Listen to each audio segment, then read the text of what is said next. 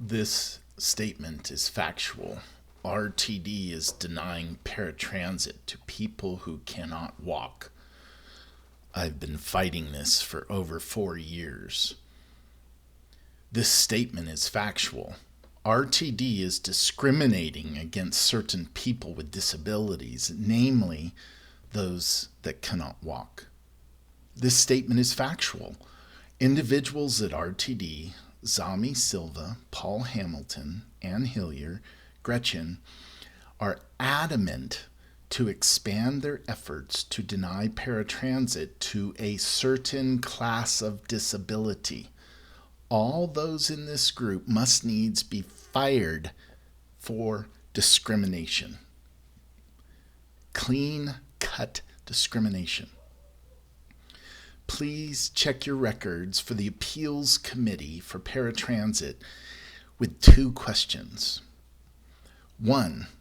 Over the last 3 years, how many people were in a wheelchair and had to go to the Appeals Committee? A wheelchair because they cannot walk. 2. Over the last 3 years, how many people were legally blind?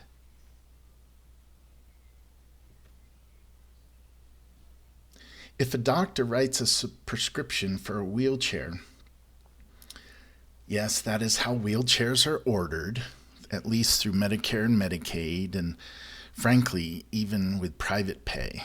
You first start with a doctor's prescription. Then this means the person cannot walk, and they should have unconditional paratransit. In fact, this can be done sight unseen, which would extremely streamline the eligibility process. This is what other communities do. If a person, and it's not they do it, so we should, it's just beyond common sense, which apparently for many people at RTD, it's not common, those aforementioned. If a person cannot walk and they certify that they cannot walk, for some reason they can't get their doctor's prescription, after all, it does cost money, then that means they cannot walk and they should have unconditional paratransit.